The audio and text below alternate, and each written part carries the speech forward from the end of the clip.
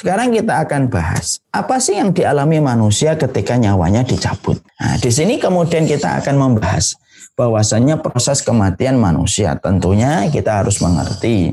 Kalau boleh kemudian saya sederhanakan penjelasan-penjelasan yang ada di sini, bahwasanya dari halaman 45 sampai 62 saya akan sederhanakan supaya lebih mudah kita. Proses kematian itu merupakan sebuah proses yang pasti nyata dan itu merupakan satu ketetapan yang sudah ditetapkan oleh Allah. Jadi dari perkara inilah kita akhirnya bisa mengatakan batil orang yang mengatakan bahwasanya Nabi Khidir masih hidup sampai hari ini. Ya, karena apa? Karena sesungguhnya kepastian tentang kematian itu merupakan satu perkara yang hak. Bahkan orang yang paling dirahmati oleh Allah, orang yang paling disayangi oleh Allah yaitu adalah Nabi Muhammad pun merasakan kematian. Karena itulah ketetapan takdir yang Allah berlakukan secara kauniyah kepada kehidupan manusia. Makanya kalau ada orang berkata ini orangnya abadi, hidupnya sudah ratusan tahun, maka kita pastikan itu salah. Dan kita harus ingat Bapak dan Ibu, sesungguhnya setiap manusia itu melewati lonceng-lonceng kematian. Kalau berumur 40 tahun, lonceng yang pertama sudah diperdengarkan oleh Allah. Kalau di umur 50 tahun, lonceng yang kedua telah diperdengarkan oleh Allah. Kalau di umur 60 tahun, lonceng kematian telah diperdengarkan oleh Allah yang ketiga. Dan para ulama mengatakan sedikit sekali yang mampu mendengar lonceng yang keempat diperdengarkan. Karena rata-rata berhenti pada lonceng yang ketiga, umur 60 sampai 70 tahun. Maka kemudian ketika kita memahami bahwasanya ini merupakan bagian dari sebuah kematian dan itu merupakan sebuah keniscayaan yang pasti akan menimpa kepada setiap manusia, sekarang kita bahas apa sih yang terjadi pada saat orang itu menuju kepada kematian. Karena terkadang kita melihat ada orang ketika menuju kepada kematian seakan-akan orang itu tampaknya begini, tapi kita justru tidak tahu apa yang sedang terjadi pada proses seseorang ketika akan meninggal dunia. Maka para ulama Ahlussunnah itu mengatakan setidaknya ada 3 hal yang terjadi ketika seseorang itu akan meninggal dunia. 3 perkara itu apa yang sejatinya manusia itu pasti akan menemui ketika orang itu akan meninggal dunia. Yang pertama, orang itu kalau akan meninggal dunia itu pasti akan didatangi oleh syaitan. Dia pasti akan didatangi oleh syaitan. Karena sesungguhnya syaitan itu tidak pernah melihat proses sakaratul mautnya manusia, kecuali itu merupakan last battle-nya syaitan dan iblis untuk menyesatkan manusia supaya manusia itu keluar dari ketaatan kepada Allah dan bahkan kalau bisa murtad dari agama Allah. Jadi ternyata syaitan itu datang ketika orang itu menghadapi sakaratul maut, menghadapi proses kematian. Makanya itulah hikmahnya kenapa ketika kita menjumpai ada orang yang akan meninggal di antara kita, kita disunahkan untuk tidak meninggalkan orang yang akan meninggal dunia kecuali kita hadir di sampingnya dan memberikan kekuatan dengan kalimat talqin yang kita ucapkan di telinganya sebelah kanan.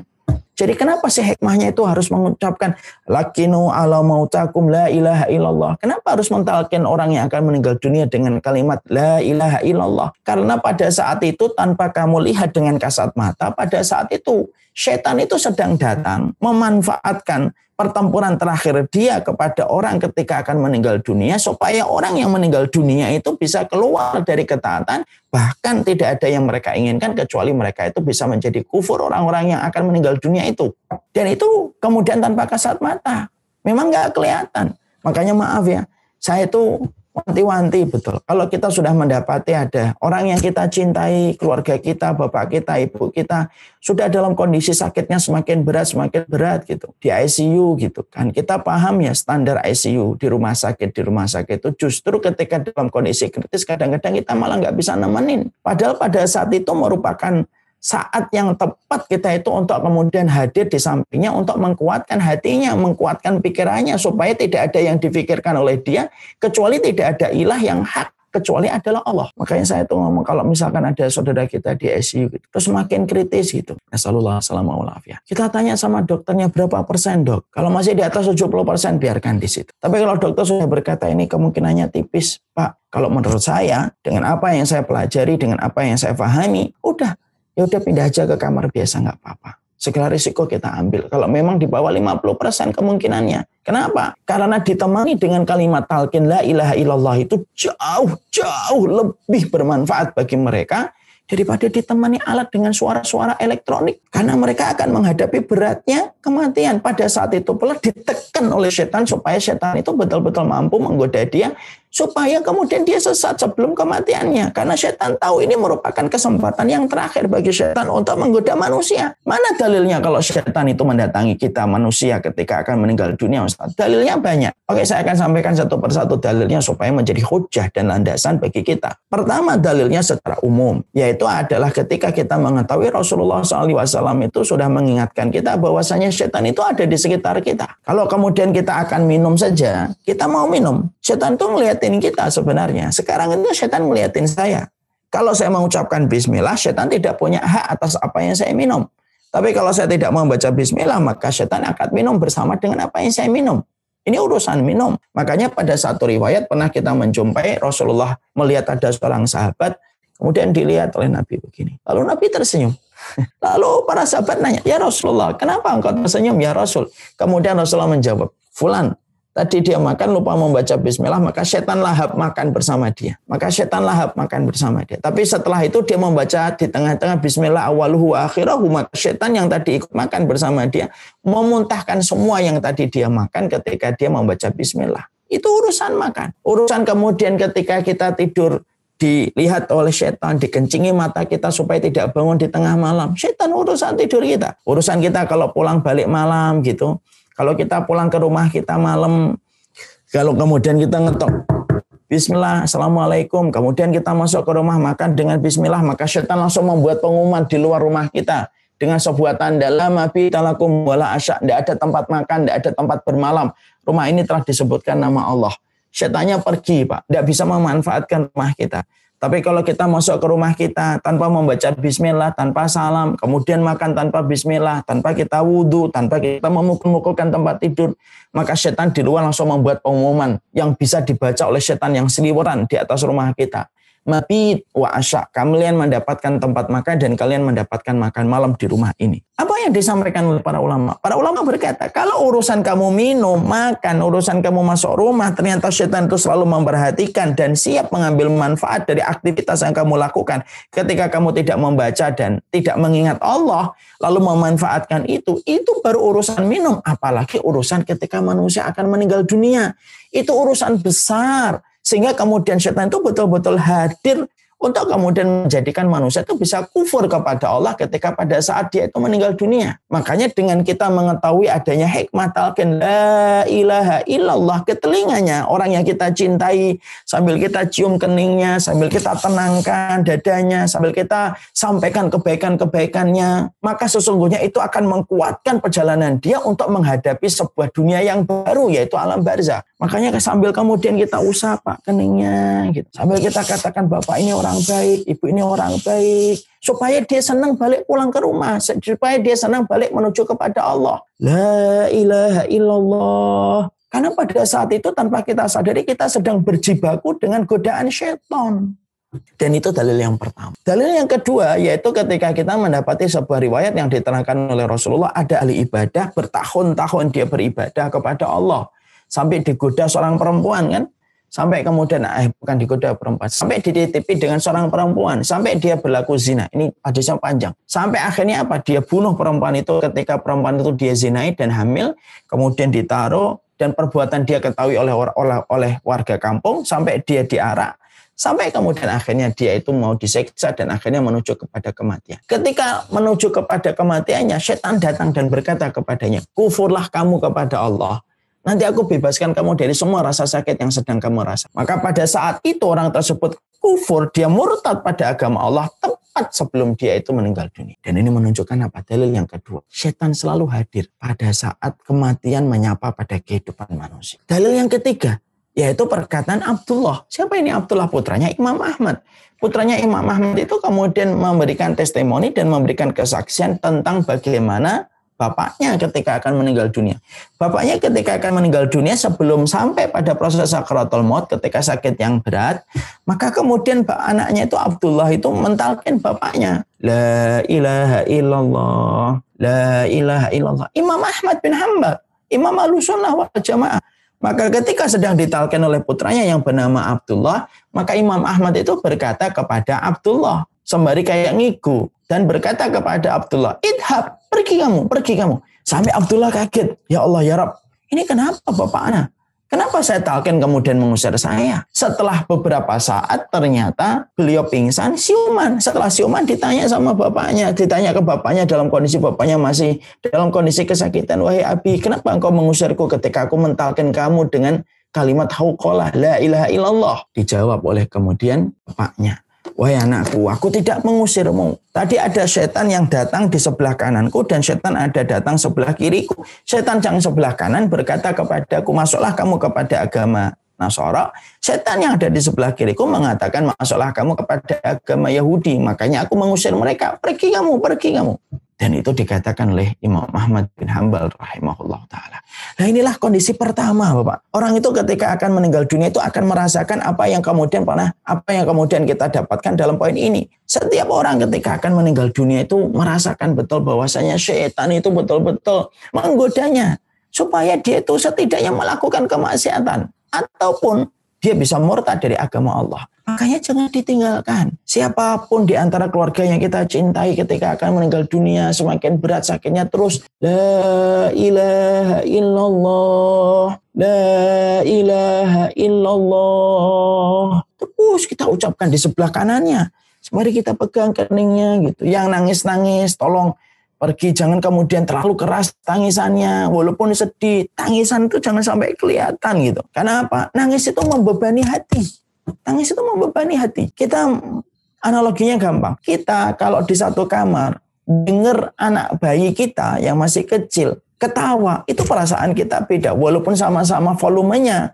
Dengan dia ketika nangis sama-sama volumenya ketika ketawa, itu pendengaran kita itu reaksinya berbeda. Kalau kemudian kita dengar bayi itu ketawa walaupun keras, hati kita ikut tenang. Tapi kalau kita dengar ada bayi kok kemudian nangis, hati kita itu sesek gitu loh. Ini kenapa sih bayi kok nangis walaupun volumenya sama dengan volume dia ketika ketawa. Kenapa? Tangisan itu membebani. Makanya kalau ada seseorang ketika akan meninggal dunia walaupun kita sedih, kalau ada yang nangis, tolong suruh keluar dulu mbak. Bapak, iya, keluar dulu. Karena tangisan itu pasti membebani. Karena yang pada saat itu yang kita butuhkan itu apa? Pada saat itu yang sangat kita butuhkan itu adalah bagaimana orang ini ketika akan meninggal dunia betul-betul tenang. Dia bisa memikirkan sesuatu yang harusnya dia lakukan, yaitu mengucapkan kalimat la ilaha illallah. Nah tentunya kalimat itu la ilaha illallah akan dibimbing oleh Allah kalau dia itu imannya diterima oleh Allah. Ya, karena pasti berat. Saya aja boleh kalau ini ngobrol sedikit. Saya ketika bapak meninggal dunia udah nahan gitu. Karena memang tidak ada yang mentalkan kecuali saya. Itu nahan gitu supaya nggak nangis. Tapi juga kemudian sempat nangis juga. Ketika nangis tuh bapak ngeliatin gitu. Kelihatannya sedih ngeliat saya nangis. Saya usap gitu. Karena memang tangisan tuh membebani. Memang berat sih mentalkan ketika ngelihat orang yang kita cintai dalam kondisi akan berpisah sebentar dengan kita gitu.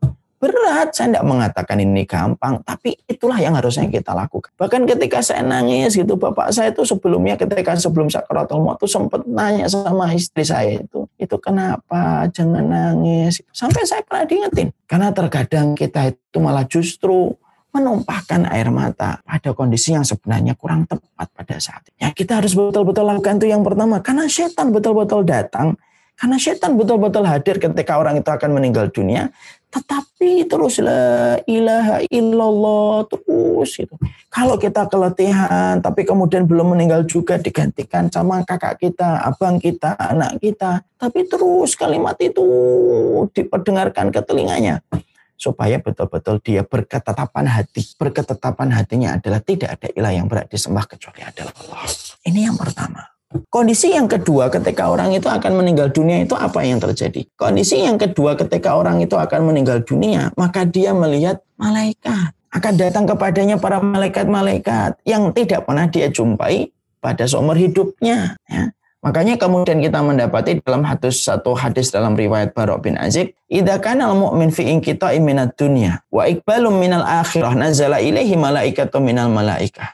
Kalau seseorang itu akan meninggal dunia, akan mendatangi akhiratnya, Maka datanglah serombongan malaikat. Jadi yang datang ketika orang itu akan meninggal dunia bukan satu malaikat maut, bukan. Serombongan malaikat. Ada malaikat maut, ada malaikatur rahmah. Kalau yang dicabut orang yang beriman dan penuh ketaatan. Kalau yang dicabut bukan orang yang beriman, maka yang datang malaikat maut bersama dengan malaikatul azab. Ya. Jadi bukan hanya malaikat maut yang datang ditugaskan ketika akan mencabut nyawa orang yang akan meninggal dunia. Para malaikat itu datang serombongan lalu kemudian duduk fajalasu inda muddil basar. Para malaikat itu duduk sepanjang mata orang yang akan meninggal dunia memandang. Makanya kadang-kadang kan kita ngelihat ya ada orang itu ketika akan meninggal dunia pandangannya begini ke atas. Sering ke atas pandangannya. Maka kemudian itu sebagaimana yang dikatakan maka malaikat itu duduk sepanjang mata dia memandang. Kemudian datanglah kemudian satu yaitu adalah malaikat maut. Malaikat maut itu datang di sini. Di sini dia datang. Di sebelah mana malaikat maut itu akan duduk untuk mencabut nyawa manusia? Duduk kemudian di atas kepala orang yang akan meninggal dunia. Malaikat-malaikatur rahmah kalau mencabut orang yang beriman akan membawa dua barang. Kafanun min akfanil jannah wa hanutum min hunutil miski. Dia membawa kain kafan dari surga yang diambilkan kain kafan dari surga dan mengambil minyak wangi dari surga. Lalu kemudian yang menjalankan tugas malaikat maut. Malaikat maut kalau ini yang dicabut orang beriman, irji'i ila rabbiki radiyatan mardiyah, dicabut. Maka kemudian setelah ruhnya dicabut, maka kemudian langsung disambut oleh malaikatur rahmah. Ruhnya dikafani, dikasih minyak wangi.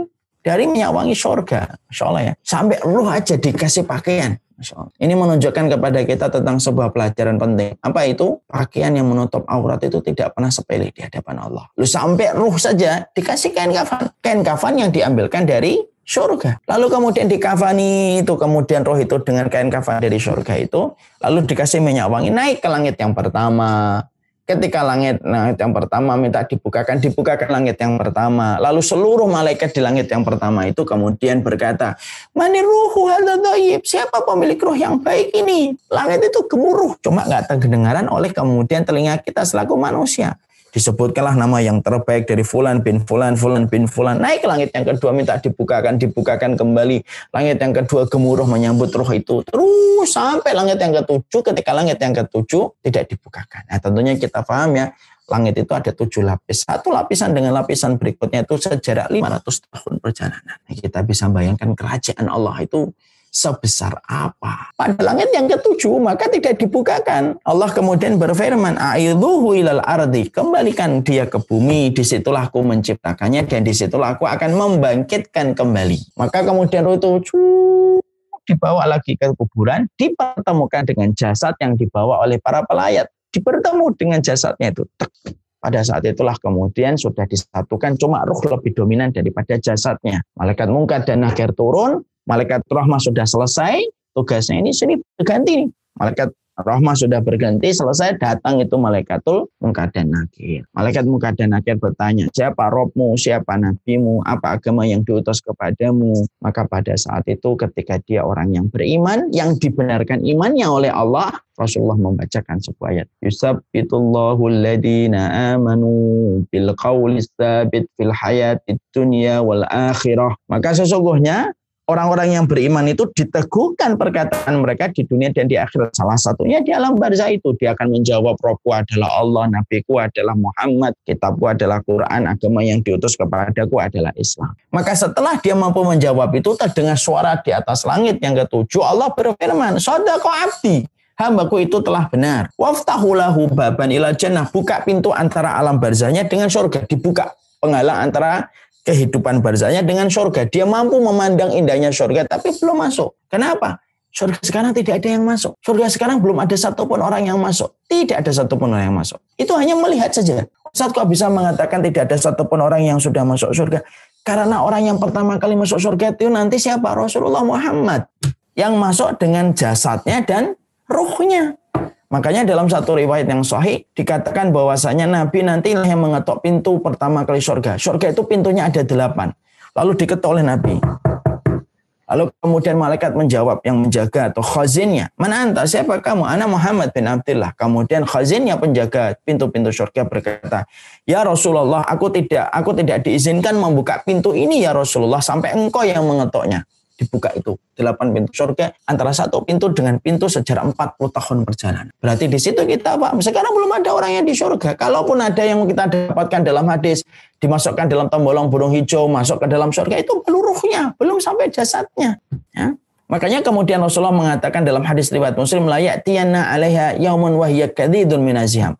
Kata Rasulullah itu jumlahnya pintu surga itu ada 8. Dan Nabi berkata apa? Akan datang satu hari pintu surga itu akan ramai karena banyaknya orang yang akan masuk ke dalam surga. Masya Allah, semoga kita termasuk yang meramaikan di depan pintu surga untuk masuk. Maka kemudian pada saat ini berarti surga itu ketutup. Maka tadi, hadis tadi, maka dibukakan pandangan surga. Dia hanya melihat surga. Supaya kemudian dia tahu nanti tempat kembalinya itu di situ. Kemudian datang kepadanya orang yang rupawan, yang dia bertanya, "Man anta? Siapa kamu?" "Ana amaluka sholih." "Saya amalmu yang sholih." Ini sholat tahajudmu, ini sedekahmu, ini baik sangkamu kepada orang mukmin, ini bagaimana kamu mencintai orang mukmin dan tidak mencelanya. Semuanya mewujud fisik orang yang begitu rupawan. Dan setelah mendapatkan 2 kenikmatan itu, tahukah kita apa teriakan penghuni kubur ketika bermalam pertama di dalam kuburnya? Setelah menyelesaikan ujian yang pertama, dia berteriak, tetapi teriakannya tidak terdengar oleh jin dan manusia. Teriakannya adalah, "Ya Rabbi, aqimis sa'ah hatta arji ilah." Ya Robku, tolong segerakan kiamat ya Allah, supaya aku lekas bertemu dengan keluargaku.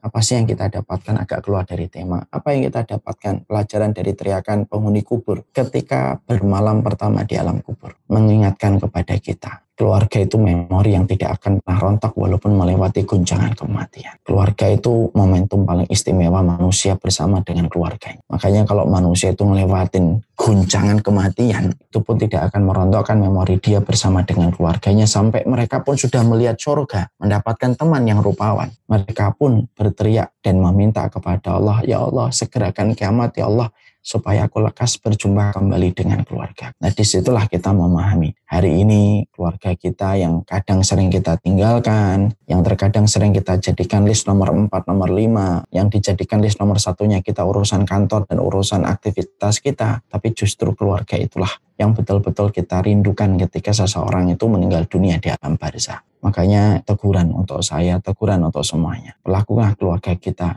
dengan semaksimal mungkin. Karena yang teringat oleh kita di dalam kubur itu bukan teman kita, bukan teman hobi kita, bukan teman circle kita, tapi sejatinya adalah keluarga yang kita cintai. Urusan kita dengan circle teman kita sementara waktu lupa ketika meninggal dunia, tapi keluarga itu tidak pernah lupa. Nah, ini menjadikan kita betul-betul paham. Bahkan orang yang paling setia mendoakan kita itu sebenarnya ada 3.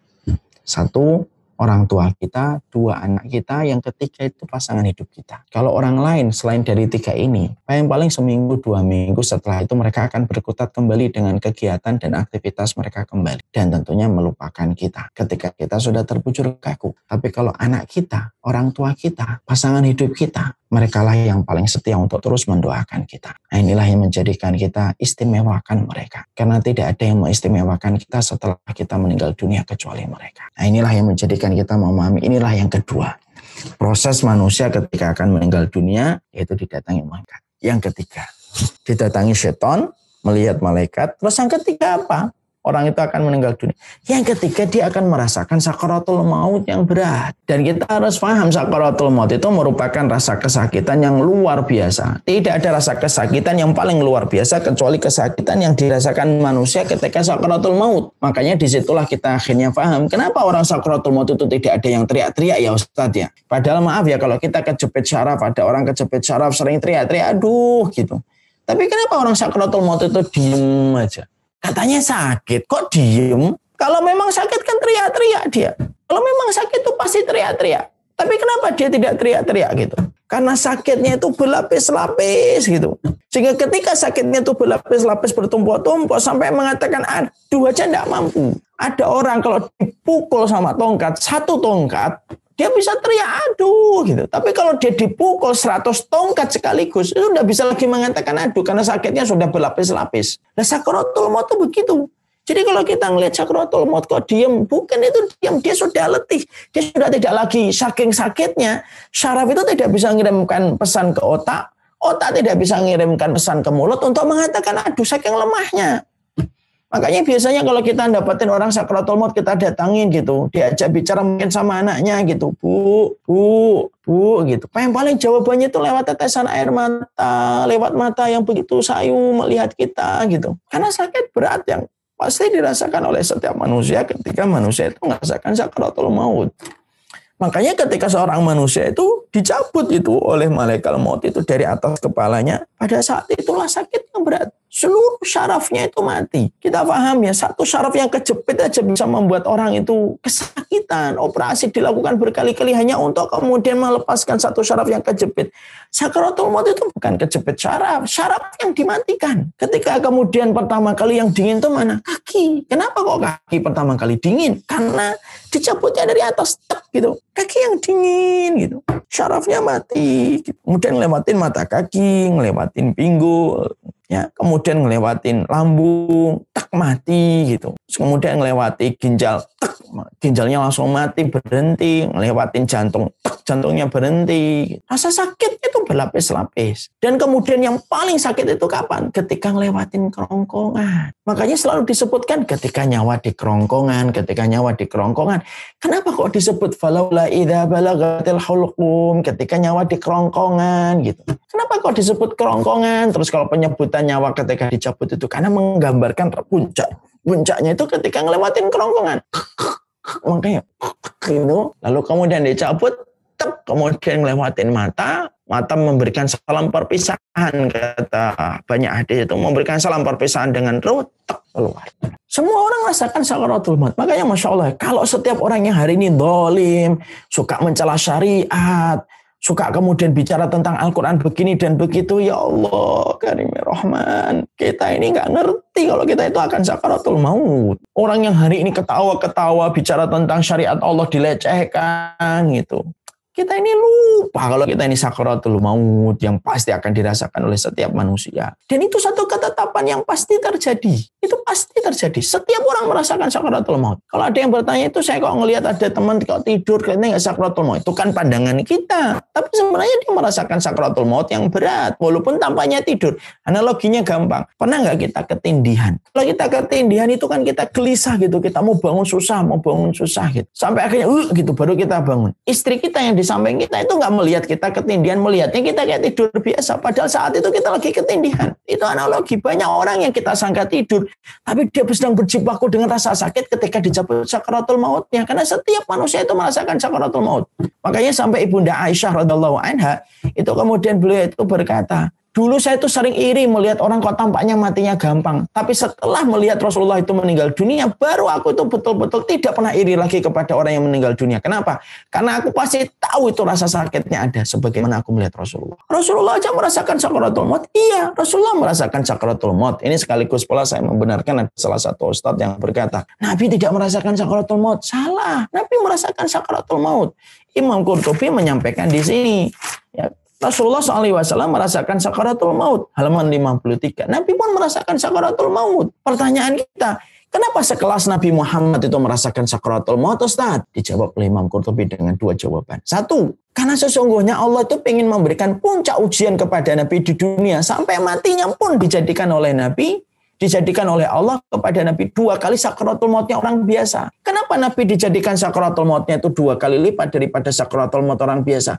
Supaya Nabi paling layak untuk mendapatkan kenikmatan paling maksimal di surga. Karena tidak ada orang yang paling besar ujiannya ketika di dunia kecuali Rasul. Makanya sampai Nabi kan menjadi pemimpin penduduk surga kan? Kenapa? Karena Nabi itu rasa sakit yang beliau terima itu 2 kali sakitnya orang biasa. Maaf ya, Rasul tuh kalau sakit bukan kayak kita. Makanya pernah Nabi itu ketika beliau kesentuh tangannya gitu, panas tinggi sampai sahabat itu kaget. Perhatikan jawaban Nabi dalam riwayat Muslim. Wa inni la'u'aku kama yu'aku bihi rajulaini minkum. Saya ini kalau sakit dijadikan sakit saya itu 2 kali sakitnya kalian. Berarti sakaratul maut Nabi itu 2 kali sakaratul maut yang biasa. Makanya Nabi ketika sakaratul maut itu apa? Di atas pangkuan Ibunda Aisyah gitu. Terus beliau meminta secawan air gitu. Ya, dari tembikar tanah didekatkan gitu sampai Nabi masukkan tangannya ke tempat air itu, diusapkan wajahnya berkali-kali sampai Nabi itu berucap apa? Allahumma inna lil mauti la sakaratun. Ya Allah, ternyata setiap kematian itu punya sakarat. Setiap kematian itu punya sakarat. Rasulullah lemas gitu di pangkuan Aisyah. radhiyallahu anha, Ibunda Aisyah. Sampai Ibunda Aisyah itu mengatakan, ya Rasulullah, kemana ya Rasulullah? Sampai Nabi mengatakan, ila rafiqil a'la, gitu, ke teman-temanku di tempat yang tinggi dari para nabi, saudara-saudara beliau dari kalangan para rasul. Dan Rasulullah merasakan sakit, makanya sampai Ibunda Fatimah, putri beliau yang datang nangis itu ngelihat Rasulullah itu merasakan sakit. Sampai kemudian ketika Ibunda Fatimah nangis gitu, lalu kemudian Rasulullah itu memberikan tanda supaya Ibunda Fatimah mendekatkan kupingnya ke kupingnya Rasulullah itu. Setelah dibisikkan sesuatu, maka tambah tangisnya Ibunda Fatimah. Ketika Nabi ngelihat anaknya masih nangis, ngasih tanda kembali supaya Fatimah mendekatkan kembali kupingnya. Kembali kemudian Fatimah mendekatkan kupingnya gitu. Barulah kemudian Ibunda Fatimah itu agak tersenyum, tapi di tengah isak tangisnya. Makanya Aisyah itu bertanya, apa sih yang dibisikkan Nabi ketika pertama kali sampai membuat tangisanmu pecah gitu. Abiku, bapakku berkata, la karba ala abiki ba'da hadal yaum. Wahai anakku, sudah, setelah ini tidak ada rasa sakit untuk bapakmu, maka aku tangis karena aku tahu berarti ini adalah hari terakhirnya beliau di dunia. Apa yang dibisikkan yang kedua yang membuat kamu tersenyum? Saat itu bapakku berkata, tenanglah wahai Fatimah, kamu adalah keluargaku yang paling cepat menyusulku nanti ketika sudah meninggal dunia. Dan betul Ibunda Fatimah beberapa waktu setelah meninggalnya Rasulullah menyusul Rasulullah Sallallahu Alaihi Wasallam. Itu Rasul. Jadi kenapa kemudian Rasulullah Sallallahu Alaihi Wasallam itu sakratul maut? Karena ingin Allah itu memberikan puncak kenikmatan dengan Allah memberikan puncak ujian kepada Nabi sampai ketika proses sakratul mautnya. Yang kedua, kenapa Nabi sakratul maut, Ustaz? Yang kedua, para ulama menyampaikan, karena sesungguhnya Allah ingin mengatakan kepada kita, loh kalau nabiku, rasulku aja merasakan sakaratul maut, apalagi ente, nggak nabi, nggak rasul, itu pasti ngerasain sakaratul maut. Jadi manusia itu pada dasarnya itu lupa gitu. Orang-orang yang hari ini masih membuka aurat itu sebenarnya lupa kalau nanti sakaratul maut gitu. Orang yang hari ini ketawa-ketawa, ngecek-ngecek syariat Islam sampai dijadikan bercandaan gitu, lupa kalau sebentar lagi itu sakaratul maut. Makanya sampai kemudian malaikat berwasiat kepada Nabi, i'mal masyitum fa innaka mayyitun. Sudah, kalau mau berbuat apa saja silahkan, tapi ingatlah kamu mati, kamu itu mati. Ini kalau kita paham itu Masya Allah. Orang-orang yang hari ini ketawa-ketawa gitu memperlihatkan permusuhannya kepada Islam, kepada Allah dan Rasulnya, itu sebenarnya lupa. Mereka itu akan meninggal dunia dan menghadapi sakaratul maut. Dan sakaratul maut itu sebesar ini. Ada nggak orang yang tidak merasakan sakaratul maut? Ada. Satu saja yang tidak merasakan sakaratul maut. Siapa itu? Orang-orang yang mereka itu mati syahid. Nah, mereka tidak merasakan sakaratul maut. Mereka sebagaimana digigit semut. Sehingga mereka tidak merasakan apa. Nah, inilah yang menjadikan kita memahami. Inilah yang menjadikan kita mengerti. Itulah 3 perkara yang dirasakan oleh setiap manusia ketika menuju kepada kematian. Dia melihat setan dan setan itu bertempur habis-habisan supaya orang itu mampu tersesatkan dari jalan Allah yang lurus. Dia melihat malaikat dan dia merasakan sakit yang berat. Makanya kalau kita talqin, jangan ditalkin sesuai dengan kondisi kita kayak normal. La ilaha illallah. Ayo cepet Pak. La ilaha illallah. Ayo Pak. La ilaha illallah. Dia biar mencerna kalimat. La ilaha illallah. Kenapa? Sakit yang dia rasakan itu berat. Akhi. Dan semoga kita termasuk orang yang ambil pelajaran dalam setiap kematian orang-orang yang kita cintai. Inilah yang menjadikan kita memahami bahwasanya salah satu di antara hal yang kita harus paham, yang kita harus mengerti adalah setiap dari kita pasti akan berjodoh dengan kematian. Kita menerangkan dari halaman 51 sampai halaman 62 tentang proses kematian manusia. Sejatinya supaya memberikan kelembutan untuk hati kita, supaya kita paham. Semegah-megahnya kita menggenggam dunia, kalau orang itu sudah sakaratul maut tidak ada lagi yang mampu dia inginkan dari dunia itu kecuali satu. Dia hanya bisa ingin selamat ketika menuju kepada kematian. Allah alam bisawab, ini yang dapat saya sampaikan dalam pertemuan ini. Semoga Allah merahmati kita, memberkahi kita, dan semoga kita selalu diberikan petunjuk oleh Allah kepada perkara yang Allah cintai.